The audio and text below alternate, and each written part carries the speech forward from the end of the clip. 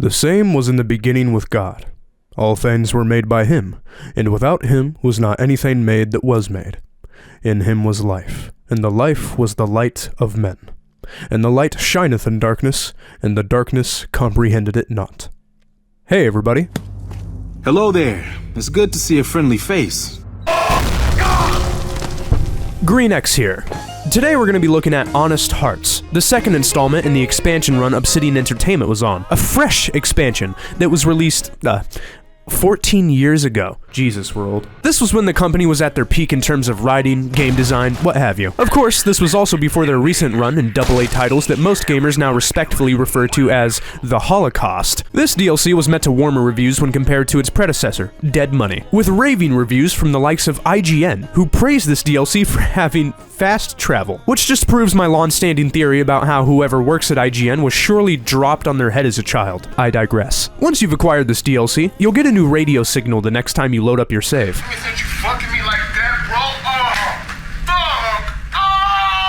That's our cue. So, pack up your shit, keep it under 100 pounds, and make your way towards Happy Trails Caravan, where everyone is either a psychopath, a bloodthirsty merc, or a druggie. Once, I got jumped by 3 big dick ass niggas. We're gonna fit right in.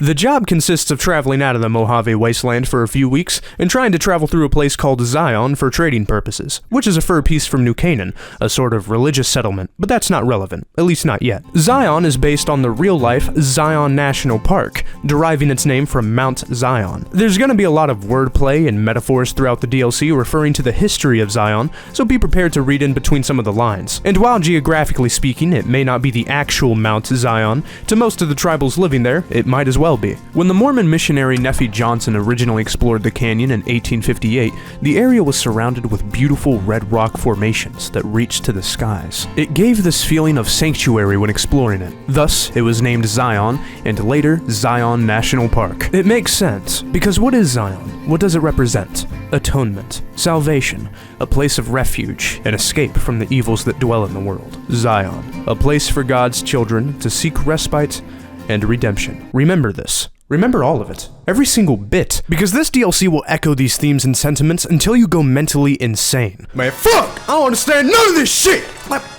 This is all pivotal to understanding some of the depth in this DLC's main anti-hero, the legend himself, the burned man, Joshua Graham. Faith is a big part of his character, something we will see play a major part in the storyline. I wouldn't consider religion my forte, but it's always healthy to learn, especially in a recreational genre. There comes a point where you need to put down the dopamine simulators and play something with substance for once, like College Kings 2 and my mom got stuck in the washing machine. This is getting off track very fast. Now, bear in mind, I'm no expert. I'm gonna get some things wrong here. So any theologians, feel free to correct me in the comments. I've told you guys multiple times, this is an open source channel, but my burning passion to learn as a servant of the Lord is ever growing. Sancta Maria, Mater Dei. Holy shit, this salvation thing's really working! Anyway, Zion is in disarray. Despite being largely untouched by nuclear radiation, it has been touched by violent and bloodthirsty tribals. The lands have fallen under heavy conflict due to the warring tribes, making it unsafe for travelers or caravans. So, with all that regional context in mind, our arrival goes about as well as you'd expect. Hey, where are the white women at? Unbelievable.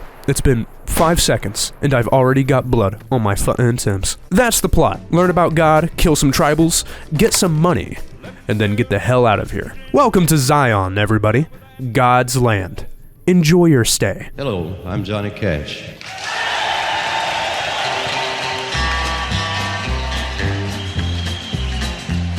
Meat follows chalk. Stow your iron, he's a friendly. You can tell by the stupid fucking hat. He's gonna help you throughout your journey to get settled in this hostile land, which is beautiful, by the way. A really nice shake-up from the bland desert climate of the Mojave. There's lots of red, blue in the skies with added rain effects, and clean, clear water that you can safely drink from. Combine this with a pretty reshade preset, and you got yourself a very relaxing experience. Sometimes I would find myself just sitting on the peak of the valley, observing the wildlife. All of God's beautiful little creatures.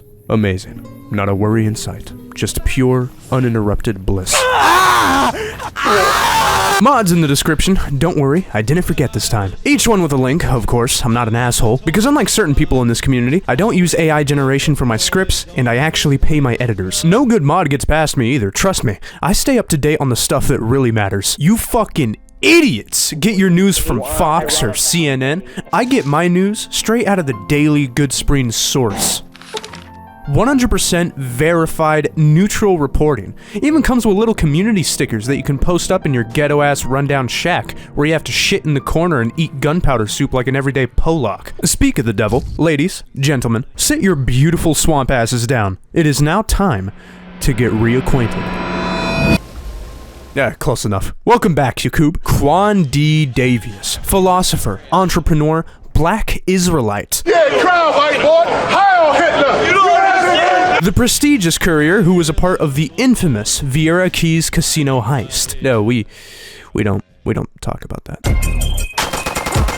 This broadcast is sponsored by Mark IV Diddy Securitrons. Please support the following programs. I like when you like this, Daddy. Yo, welcome back to another episode of FNV Cribs. Shouts out to the locals, son. Down with Mr. House, lay off the Rob Crow grease. Stop touching little kids, man. Get how you live and suck dick, never timid. Reside. Y'all already know, Quan D to Don G. Take the P and G out of RPG, cause I don't play games. Damn. Who really do it like me though, man? I got strippers in the Sierra Madre, nigga. Real talk, man. Stop selling those pit boys wide to the federal government, man. And shouts out to Denise. That bitch can suck dick through an IV tube. Had me on the edge of the bed looking like Gambit. Yo, what's that guy's name from Lord of the Rings? Gambit? No. Golem?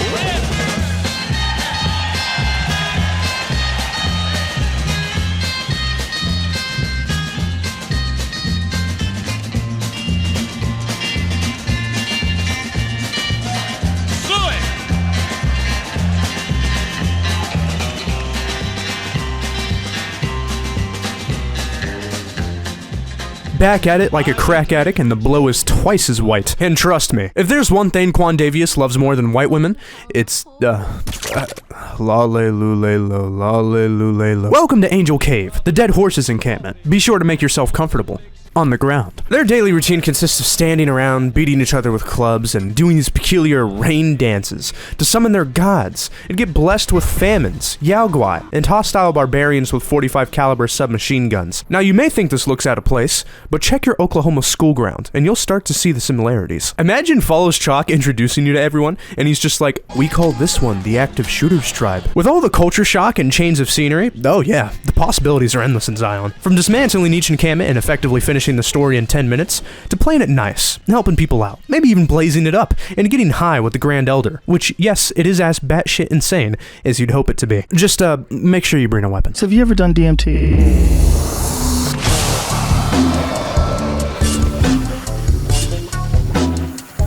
你必须消灭无限邪恶的怪物亚利桑那怪物的那个物环 Reward 现在就实现你的命运。Go。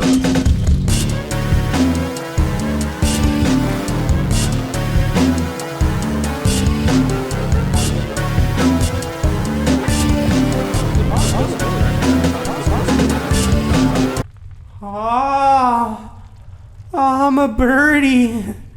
I'm a fucking birdie. Here lies less more, 4 slugs from a 44. No less, no more. Now it's time to finally shake hands with the man behind it all.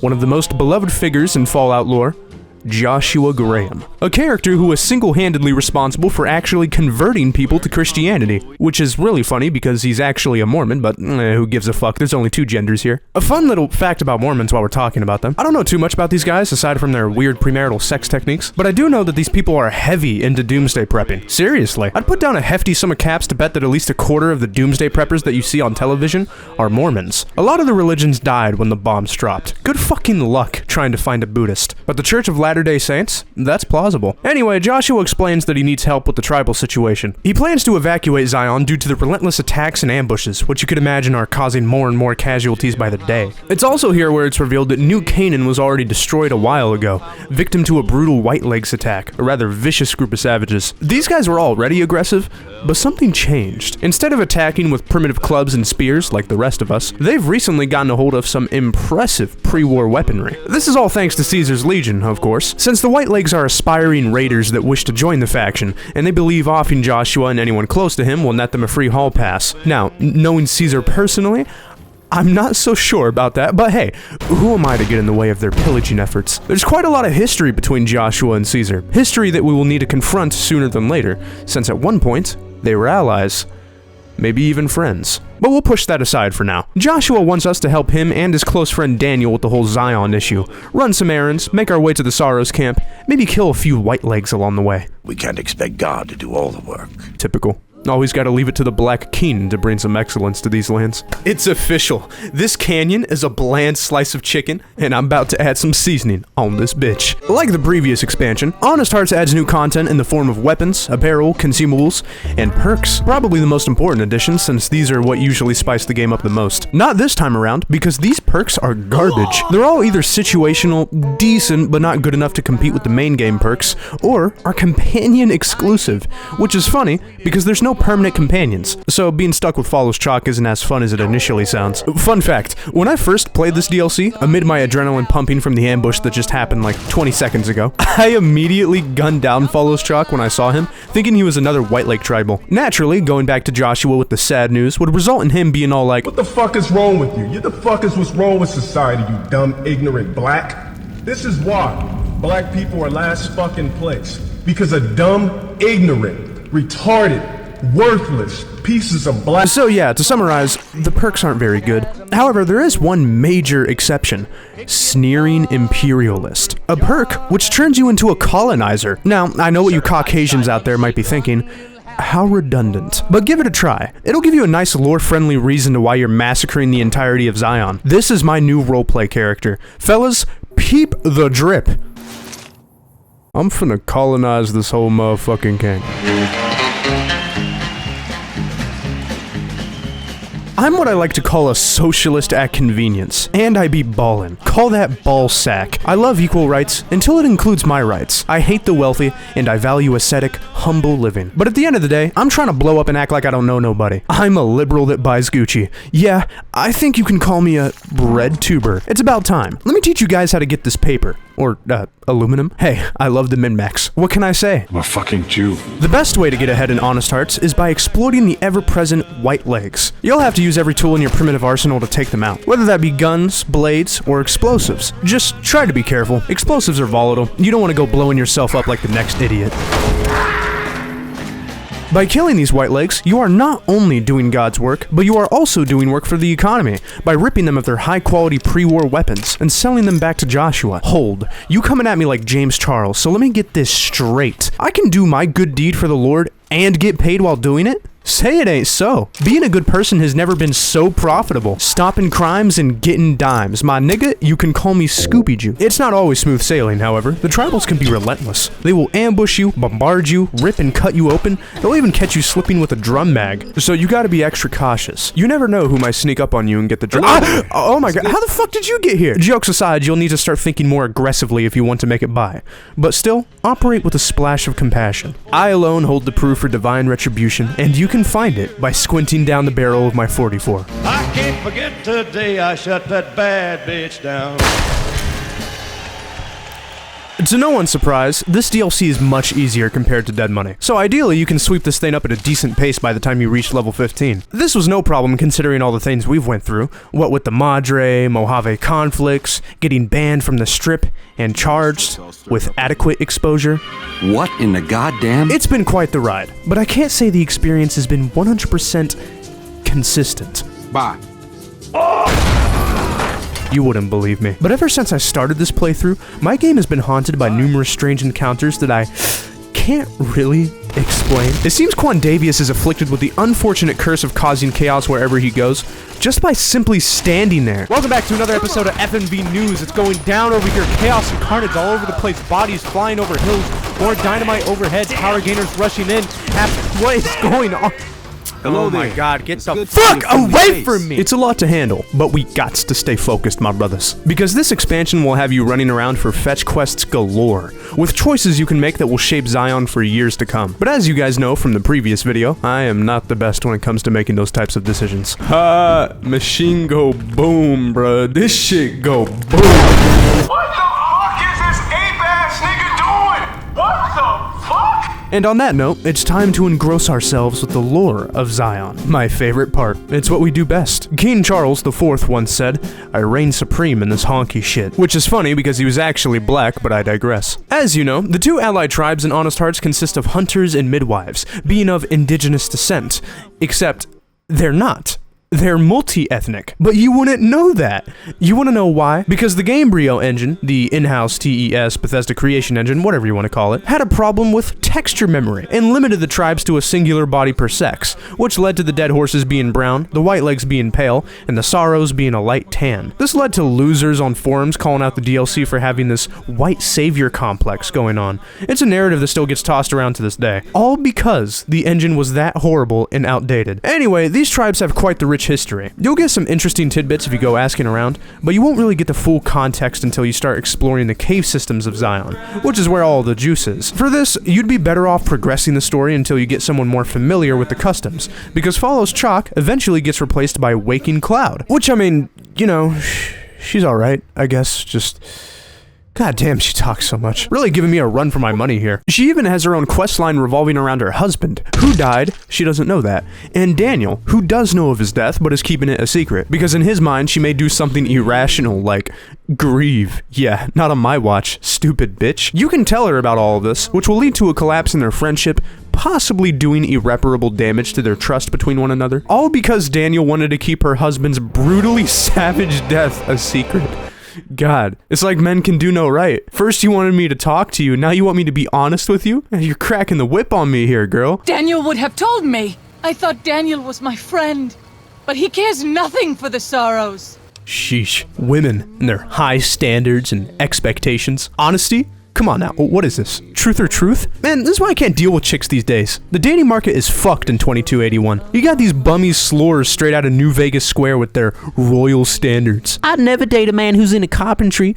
Bitch, Jesus Christ was a carpenter. What the fuck are you talking about? He knew his way around timber and nails. In fact, he died to a nail. That's gangster. Live by the nail, die to the nail. Who other prophets are out here moving like that? You ain't got that shit in paganism. They're too busy jacking off goats and getting noited, smoking that yak dick. Man, while we're at it, the Crusades were justified. Bitch, now what? Look what you made me do. You made me spark a theological war in my comment section.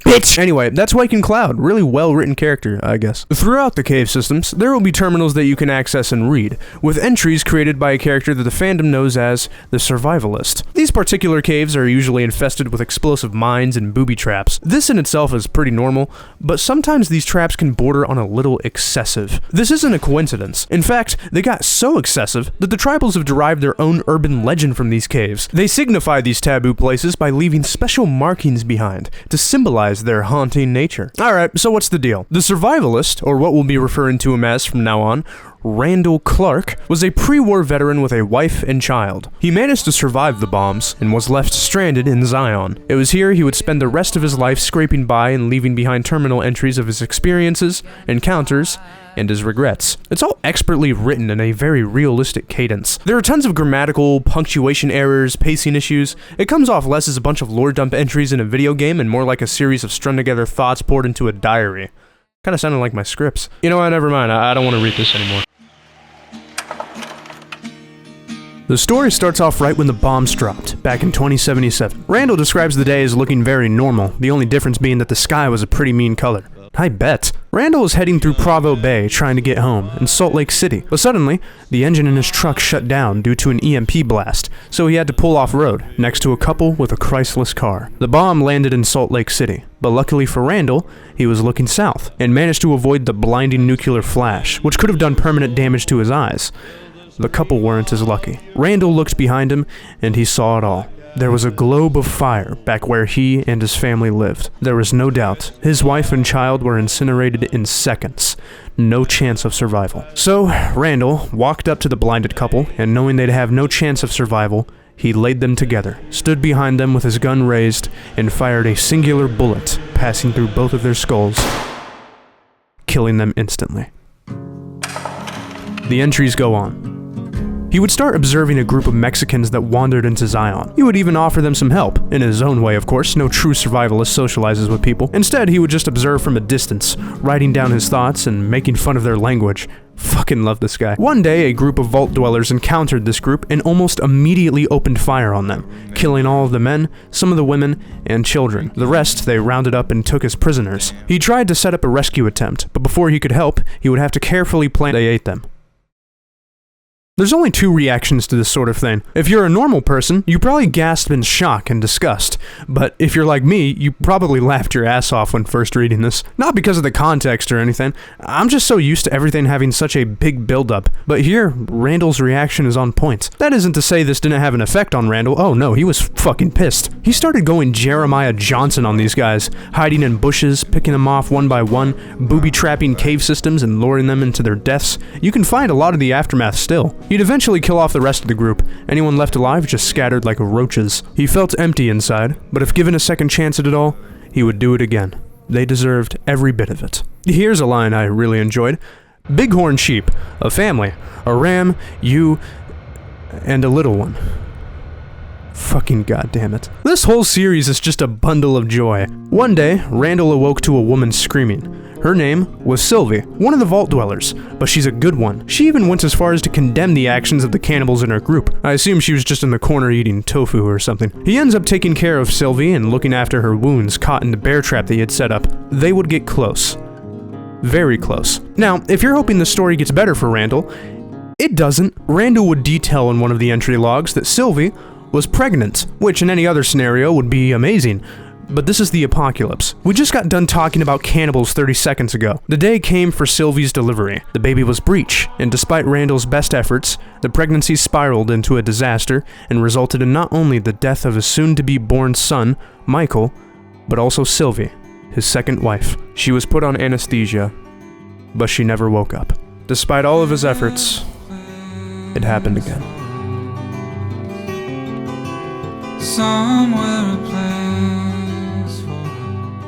I remember on one of the first entries I found, Randall would mention how he and his wife would get into heated arguments over his trips, being a frequent hobby for him to get away from town and disappear for a week. He wanted to get away, to be alone. Well, in a very sadistic way, he got his wish. He says, despite the pain of losing his lover and child yet again, it was better this time, because at least he was able to be by their side during their final moments. What a hauntingly sad line. It takes a consecutive string of tragedies to be able to find a bright side in something so dark and bleak.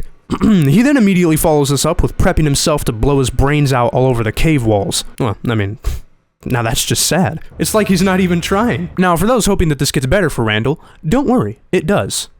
Kinda. A little. You see, kids, when you spend an entire lifetime of getting kicked in the balls, there comes a point where the shin gets a little tired and needs a rest, so it feels a bit better in comparison.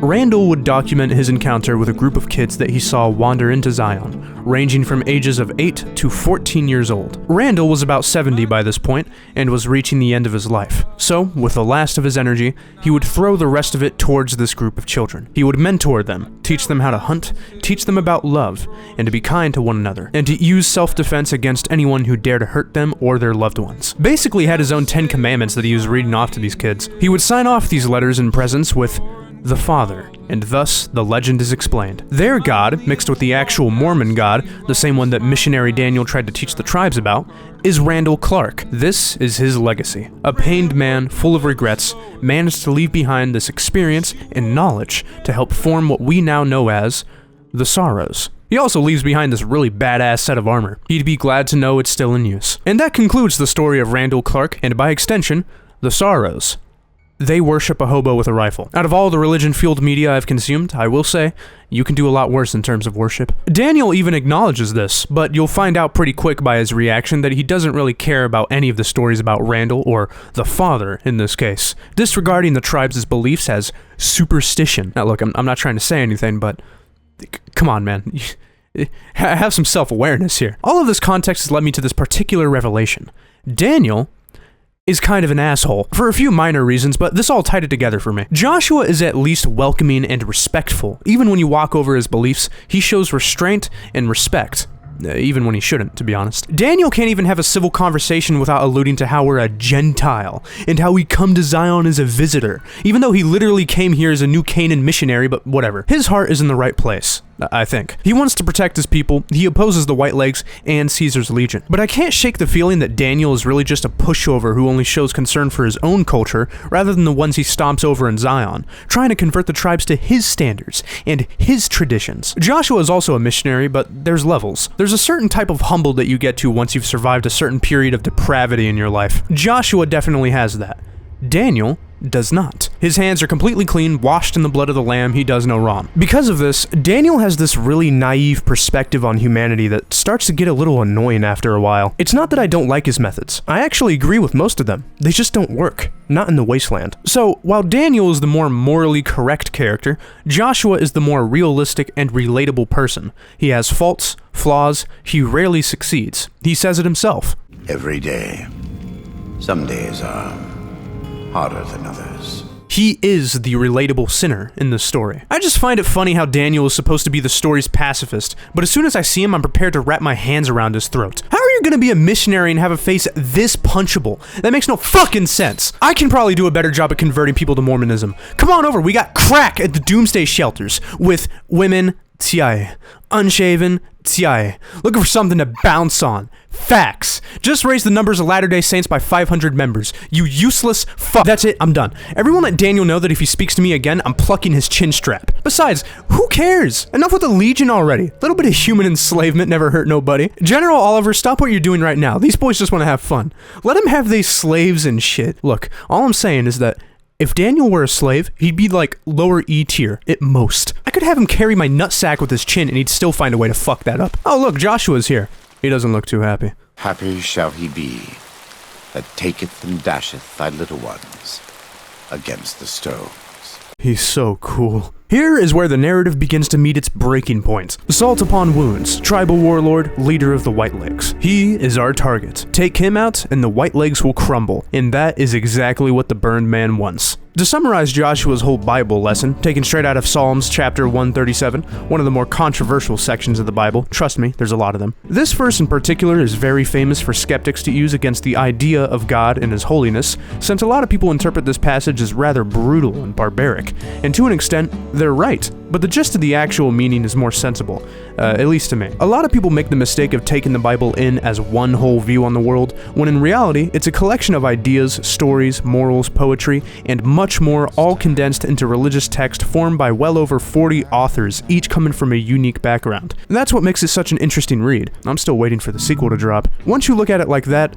you start reading a lot of the passages differently. Like Psalms 137, which covers the mournful Judahite exiles in 586 BC Babylonia. Instead of being the direct word of God, it's the word of the people, the oppressed, spoken in song to show that evil will never prevail in God's kingdom. Whenever a wrongdoing is committed, it is rewarded back in the same amount of blood spilt. What goes around comes around, an eye for an eye, if you will. It's not to say that the people of Jerusalem will have their revenge, but it is instead meant to say that the vicious, bloodlusting, fear-mongering warlords will meet their brutal end to another of the same nature. This is where Joshua comes in. Just as the Whitelegs have pillaged, razed, and destroyed the passive tribes of Zion, Joshua wants to do the same to them twofold. He wants to eradicate the Whitelegs. Ha ha! Look at me getting all giddy like a schoolgirl. As for Daniel and his protests, Joshua pretty much hits the nail in the coffin with this line. We both desire a non-violent solution to this problem. Where we differ is that only one of us believes it is possible. And there it is. That's the conflict of the story. Run or fight. Evacuate or retaliate. Choose your path. A lot of people still argue about the choice to this day. Then again, the Fallout community just like to argue in general, but this one is really interesting to me. To really understand the dynamics here, though, we need to talk more about the Legion. God damn it. And more specifically, the Malpace Legate. Once upon a time, there were two men. One named Bill Calhoun, and the other Edward Sallow, both being followers of the apocalypse. During their expedition, they would come into contact with a freshly initiated Mormon missionary, Joshua, and they would collaborate their efforts to aid the tribes of Zion. They would eventually get captured and held for ransom by one of the tribes, but noticing the tribe struggling in a war effort, Edward would offer his knowledge and expertise on matters regarding warfare and conquest. This all snowballed pretty quickly, and things began getting very violent very fast. Bill Calhoun was cast out of the group due to his protests, but Joshua stayed by Edward's side. The tribe would evolve into a clan, and then into a faction, and eventually a legion. And with this, Edward would crown himself Caesar, and Joshua the Malpace Legate. That's right, I'm coming correct. Joshua Graham co-founded the legion. Alright. That's pretty bad, but he looks really cool, so I think it makes up for it. You know, the more I talk about Joshua, the more I realize that he's going to be a pretty hard sell for people who haven't played yet. But I'm going to try anyway, because Joshua might very well be one of the best characters ever written in this franchise, and that's a decently high bar. So, as we just covered, Joshua was more than just an ally to the Legion. He was a war chief, which brought a lot of shame to his New Canaan community back home. His fiery path of violence and destruction would forge his name in fear. For a time, he was no longer Joshua, only Malpace. He was brutal, hardened, and unforgiving in his militant tactics. However, when the battle for Hoover Dam came, Graham would meet his match and would retreat back into the Legion's camp. Caesar, not accepting a failure in any form, had Joshua covered in pitch, lit on fire, and then kicked down into the Grand Canyon. Everyone thought he was dead. How couldn't they? Some say he didn't even scream on the way down. But he wasn't dead. He was alive. And he had nothing left. Dare I say, he hit rock bottom. And he had nothing to his name except his family back home. So, dragging himself across the wastes for a couple months, Joshua returned to New Canaan, where he was welcomed back with open arms despite all the atrocities he had committed. This overwhelmed Joshua emotionally. Despite all of his bad deeds, his people were delighted to see his return. This experience humbled him. He was nothing but a beaten, charred corpse of his former self. Yet he was greeted with love and respect, like he never left. He was baptized in the flames. Instead of it removing his life, it removed his pride and vanity. Thus, there was nothing left in his heart, except the love for his people and the love for God for granting him another chance. However, word gets around, and as you'd imagine, Edward Caesar wasn't too happy to hear that Joshua was still kicking, and after many assassination attempts, he sent one of his frumentari assholes to take him out. This asshole was a bit more experienced than the previous assassins, though. Instead of a singular attack, he decided to work with the New Canaan rivals, the Whitelegs. He led them to an old world cache of guns near Spanish Fork, which explains how they have the weapons they carry. Naturally, being a bunch of rain dancers, giving them such high calibers to work with for their first time shooting a gun wasn't a good idea. As you'd imagine, it didn't go well. So, the Frumentari taught them how to shoot and manage ammunition, and while Joshua and the other experienced New Canaanites were away, they launched an attack and slaughtered all of the living inhabitants of New Canaan. Joshua's community was pillaged and destroyed, forcing him and Daniel to retreat into Zion, where they met up with already well-acquainted tribes, the Sorrows and the Dead Horses. The Whitelegs tracked them down to finish the job by killing Graham, and that's where we're at in the story right now. Now, with all that context in mind, let's talk about the endings. Daniel wants to retreat into the staircase where the Whitelegs will have trouble traveling to and surviving in, but Joshua wants to stay and fight for their home, preferably annihilate the entire tribe. Neither ending is bad depending on how you go about it. It's more a matter of philosophy than anything, since the only goal is securing the safety of the tribes. I'm actually not fully against Daniel's solution. I mean, you know, it makes sense. The Whitelegs only know how to raid. They don't know how to survive off food or hunting animals. All they know is pillaging and killing people. So retreating into a foreign area where survival skills would actually be necessary, it makes sense. I suppose my whole issue is with his attitude towards the idea of defending your land. He says the tribals will get lost in the moment and kill people who don't deserve death. But who's to say that? Why does it have to be mutually exclusive? You can be merciful and still show militant action against anyone who wants to bring harm to you or your people. Randall Clark's backstory proves this. And again, Joshua isn't perfect. I mean, of course he isn't. He literally co-founded Caesar's Legion based. But, well, what more can I say, you know? Daniel is just really gay. I'm sorry. I know, this is the grade A nuanced commentary you guys come here for. But you know what isn't grade A and nuanced? Daniel. Fuck this cracker. Well, I mean, he was actually Asian originally, but no one cares, dude. Listen, gentlemen, it's been real fun debating and going back and forth, But come on, you knew what option I was going to choose. Don your colonial hat, we got some trash to clean up. Prepare the gallows. Praise be to God, king shit. Well, they're building a gallows outside my cell, and I've got 25 minutes to go. And the whole town's waiting just to hear me yell. I got 24 minutes to go. Well, with righteous fury by our side, we cut through Zion with Joshua. Big Josh is as vicious as you'd hope him to be. He is an unstoppable force, killing whitelegs in 3 or so shots without fail. Even if for some reason you decide to switch his fighting style to melee, he will do devastating damage by pistol whipping the shit out of them. Oh my god. Most companions drop cheesy one-liners and forced quotables when they begin a fight, but Joshua stands out. This is where the road ends. Imagine being a whiteleg in the distance and you hear ever-approaching death getting closer in the form of a .45 pistol and a mad missionary. You've called down the wrath. Ah. He's so cool! Now here comes a preacher for to save my soul, with 13 minutes to go. A home stretch now. The canyon is as beautiful as ever. Dead horses executing whiteleg tribals. Love to see it. It's like stepping out in Detroit. Well, they're testing the trap and it chills my spine. 11 more minutes to go. And the trap and the rope, all they work just fine. 10 more minutes to go. We push the initiative, cutting through squads of whitelegs until we have the war chief right where we want him. 1 more minutes to go. And now I'm swinging and here I go. Like a cornered animal. We have the coward groveling for his life, and naturally, Joshua's starting to feel the heat. Someone's gotta die, and it ain't gonna be me. I've done enough of that. So, smile for the camera. Let's take a picture. Outman, Kunaman, mad. He kill all whitelegs. You talk. You stop.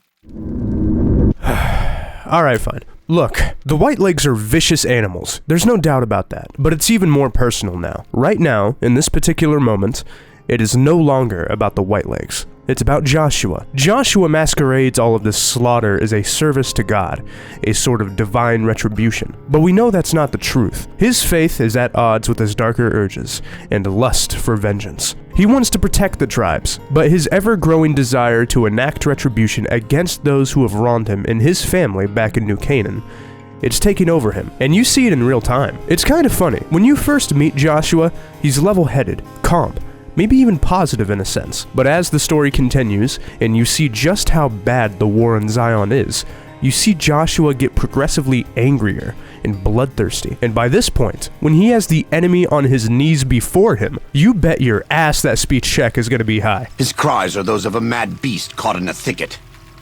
He gave no mercy to my family, and I will give none to his. He thinks this will bring balance, that this will satisfy some deep flame within him. But it won't. It never will. And by doing this, by giving in to his rage and violent urge for revenge, he will not only stray further away from his own fulfillment, but also stray away from God. I want to take from them what they took from me, from my family. In this life, I want them to suffer. I want all of them to die in fear and pain. I want to have my revenge. Against him. Against Caesar. I want to call it my own. To make my anger God's anger. To justify the things I've done. Sometimes I tell myself that these wildfires never stop burning. But I'm the one who starts them. Not God. Not them. I can always see it in my mind. The warmth and the heat. It will always be a part of me. But not today. Go. Get out of here. Go back. Back to the Great Salt Lake.